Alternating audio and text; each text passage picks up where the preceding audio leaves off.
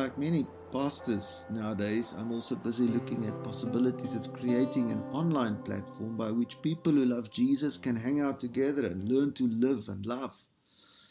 And in my research, I came to realize just how much beautiful online things are already happening. Of course, there's also a lot of junk from pastors who try to entice people to give money in return for a miracle, to preaching that sounds more like a shouting contest than anything else. But the good news is that there are the most wonderful tools that can help us in our everyday spiritual lives. And one tool that I suspect will be especially handy in this time is the so-called lectionary. The one Protestant churches like ours often use is the Revised Common Lectionary. And what is a lectionary?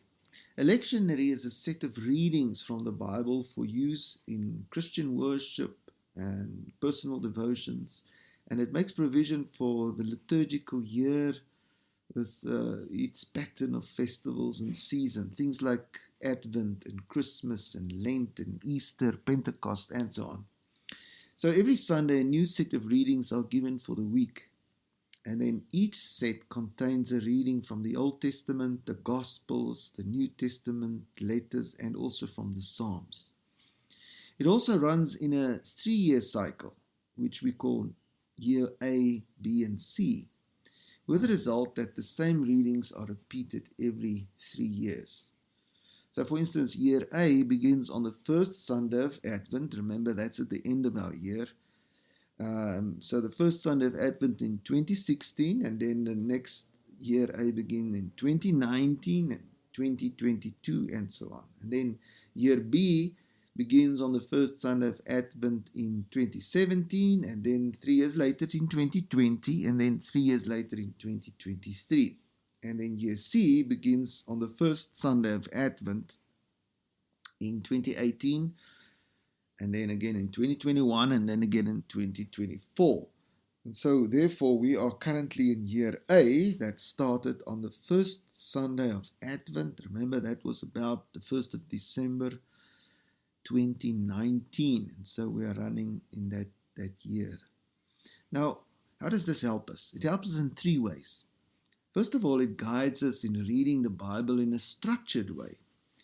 No more falling into the trap of reading just the portions that we like.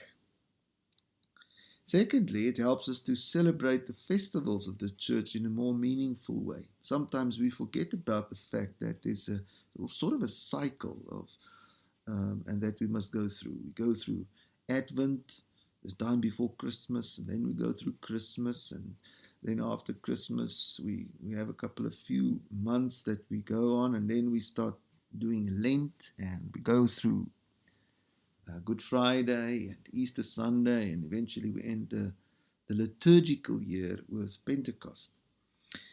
Thirdly, it reminds us that there is only one church, and that church, from the perspective of God, is the Church of Jesus Christ. And that through sharing in the same readings, we are actually buying into the same vision and direction. So where do I get this lectionary? So the lectionary is available online. I find that one of the best resources to help us is textweek.com. Not only does it give you readings for the week, but it also gives a list of very handy tools to help you along. So you must just go to textweek.com, and then you can play around with the different options. Now, this week's readings are, for instance, about the 3 heavenly men visiting Abram and his wife Sarah to promise them that God would give them a son before the year is up. The reading from Paul's letter to the Romans, chapter 5, is also about God's promise to us. God does not only promise us peace, but also reconciliation when we become his children.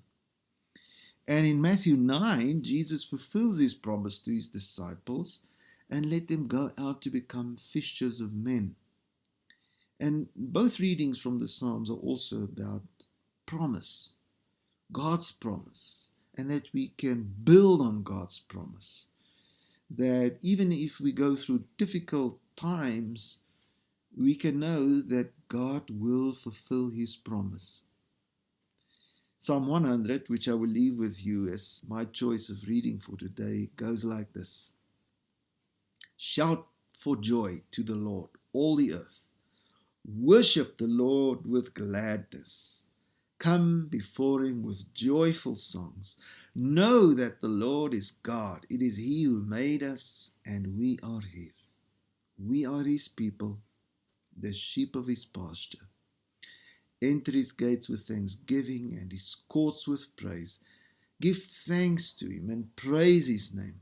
For the Lord is good, and his love endures forever.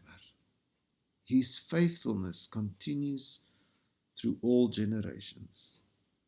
The promise of his love endures forever. Let us hold on to this and let us find our peace and our happiness in nothing and no one else.